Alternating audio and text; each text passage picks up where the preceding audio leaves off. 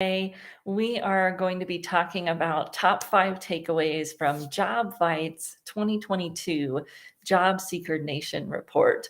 And I'm excited to share with you what job seekers are looking for and what it might mean for your career services practice. So, what types of things might you want to offer them based on what they are wanting and the challenges that they're facing in the job market today? You might notice that I got a little bit different background here. I'm in front of the fireplace as we are in the last days here of packing up our house in Salt Lake and getting ready to move, be homeless in between homes for a little while until we land again in Minneapolis. So some of you have reached out and said that you are in the Minneapolis area. I'm so excited to meet you. If you're joining us, no matter where you're joining us from today, feel free to say hello in the chat. So let's dive in to these Jobvite findings. And they do this survey every year. They also do a Recruiter Nation one that will come out in the fall, and we'll be on talking about that one. This one is specifically what is going on for job seekers. So they poll job seekers. What are you seeing? What are you looking for? What are your expectations and frustrations, so that they can get that information and share it with recruiters is their main audience. What should recruiters do differently, or how can they improve the candidate experience based on what we know now through this Job Seeker Nation. So hello, feel free to say hello in the chat, and I look forward to connecting with you. So I'm going to share my screen here, and we will go through some of these findings from the Jobvite study. So again, it's Job Seeker Nation, and Jobvite seems to have kind of partnered with a few of these other places, but you can read about the study. I'll drop the link here in just a minute. Jobvite, Job Seeker Nation. And I am going to see if I can get the view to be a little bit better for you here. There we go. So no surprise that lots of people are looking, even if they're employed. Although I am surprised to see that in these first few slides that consistently we're seeing compensation come up as the number one thing that people are looking for. Work-life balance is there, but you'll see that it is the fourth thing on here. And it seems to be a consistent theme in these first few pages. It's my first takeaway. It's really show me the money. There's a lot of talk going on about work-life balance. And of course, it's important. We're going to get to some of that data. But in this data, it's pretty clear that part of that work-life balance is show me the money. What's going on here? I need a job that can keep up with this inflation. And a lot of employers aren't responding quickly enough internally to give raises and those types of things. And so people are looking externally. They're looking to move because the gas prices are real, inflation is real here in the US, and people are needing that to make that move. To feel comfortable, they need to have a job that pays them well. So you'll see that over and over again. I'm going to go through some of these fairly quickly. You can go back and look, but it's just that point comes up over and over again. Over here on the right, jobs are too low paying. Then we get into job satisfaction, and we'll kind of come back to some of that. And then getting into the second takeaway. So the first takeaway is show me the money. Second takeaway is that churn and burn is happening. Churn, not necessarily churn and burn we're used to, but burn out. People are churning inside organizations, and that's leading to burnout for the rest of the people that are remaining. So helping leaders, helping the people that are staying. People have maybe buttoned down the hatches a little bit now that the economy has started to turn, and they may not be able to leave even though they'd want to. So how are they going to manage those boundaries where they are? How are they going to have those conversations so that the burnout doesn't continue to escalate, even though they may not be able to leave where they're at, given the economics and the inflation kind of coming together and maybe creating a place where people can't afford to leave even though they'd like to. That can be something you can talk to people about. How do you flourish where you are? How do you, be happy and perform where you are if you can't move right now? And Knowing that people want that higher salary, how could they negotiate for a raise where they are right now? Making sure that we're having those conversations, we're talking about that in our services, in our programs, and our marketing, so that people understand that you can help them with these challenges that they're facing right now. They need more money. They may not be able to move to get it right now with some of the hiring freezes and an increase in layoffs. So how could they manage that and navigate that where they're at? And then how do they manage their burnout, set boundaries, communicate well so that they aren't feeling burned out where they are now? Bonus, that'll help them when they decide they want to make a move because they'll be able to connect with those people that may be able to need them in the future in a better way if they're practicing those skills now. So I'm just going to flip back over and see if any of you have said hello in the chat. Um, Glad to see you. We're just going through the Job Seeker Nation. So we were just talking about the burnout being the second takeaway, show me the money being the first takeaway. Lots of people are looking to leave. They're looking to make those transitions. And how can we help them do that? So if you go through some of the next pages in the report, you'll see that the overall compensation, higher compensation, what workers want. I'll show you this one because it's really obvious that this is something people are really have on the top of, and you can help them do that, right? You can help them negotiate that higher salary even where they are or when they're making the move. And this is something that people are really looking for right now. So people are declining job offers because of compensation. Could we help them navigate that and negotiate better so that they don't feel like they have to do that? What they want most from employers today, I mean, this is pretty huge, right? Higher compensation. Yes, we want some flexibility and autonomy. 100% remote work is actually not as high as I might have thought it was. And that higher compensation is still winning the day.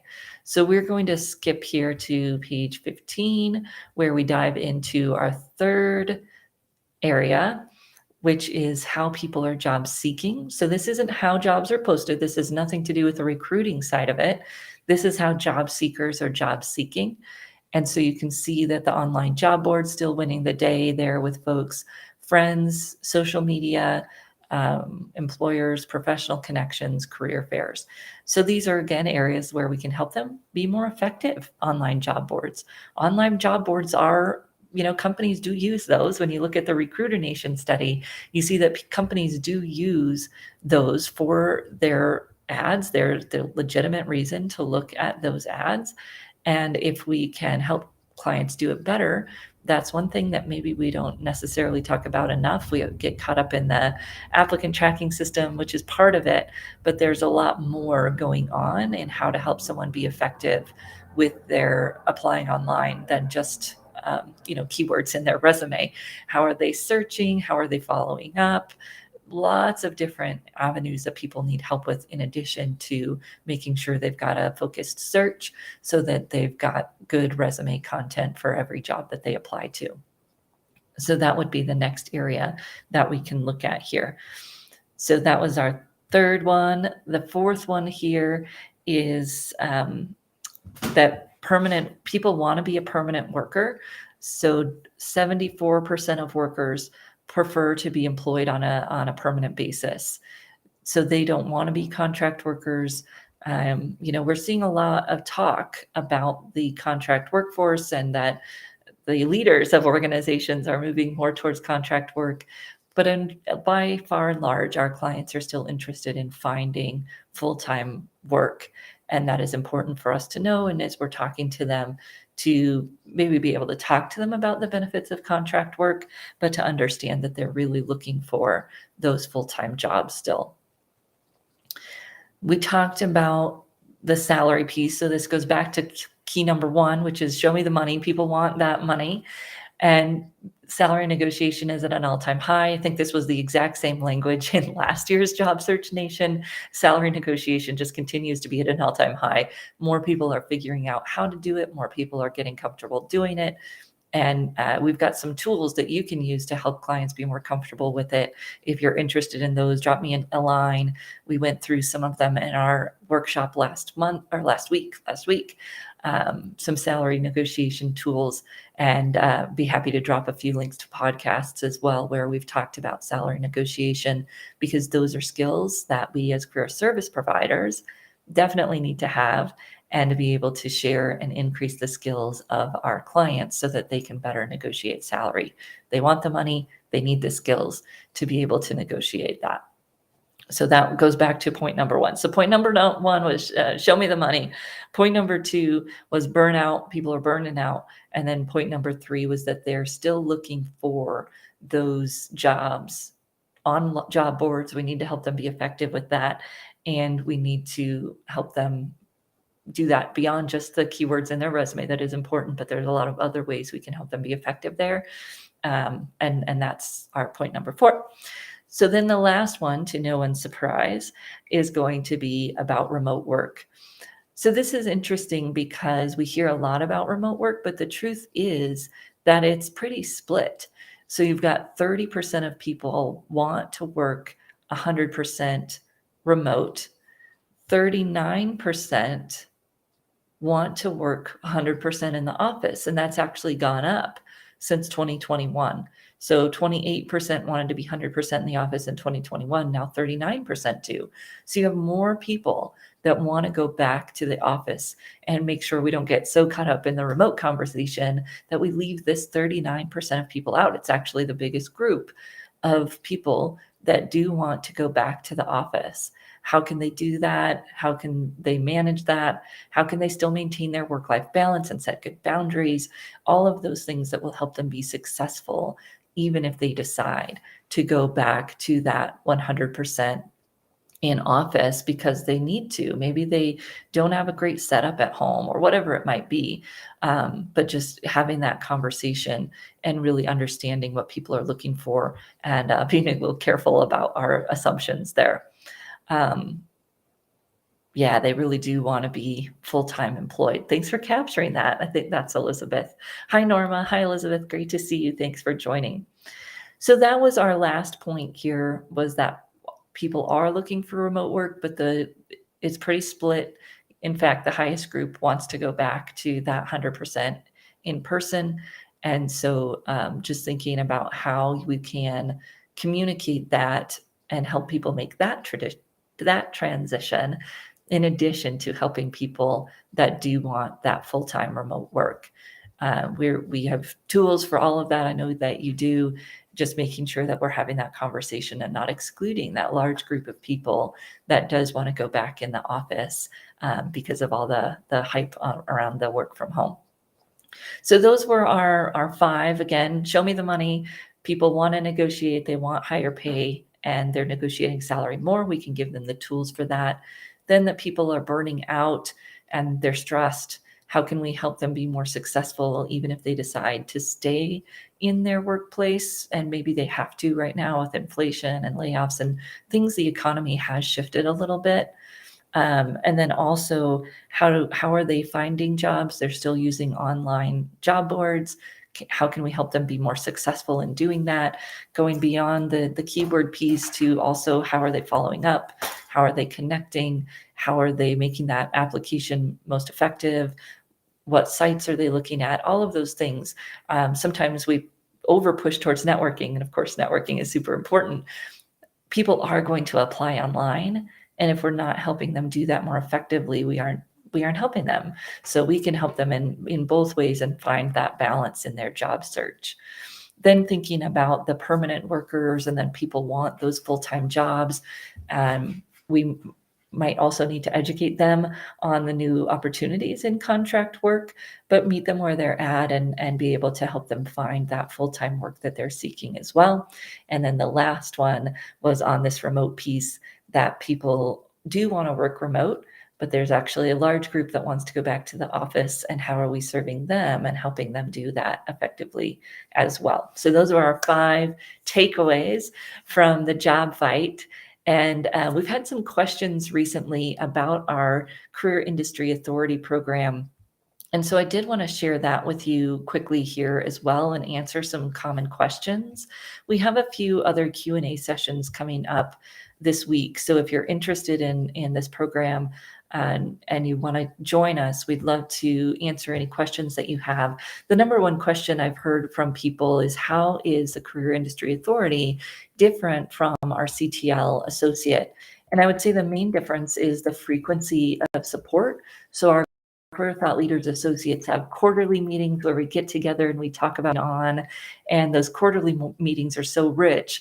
What we did with the Career Industry Authority is took those and made them twice a month or once a week, depending on which level you join. So now instead of coming, once a quarter and getting that support and that input, you can come once a week or once every other week and get that support from your colleagues. So it provides that opportunity to ask questions.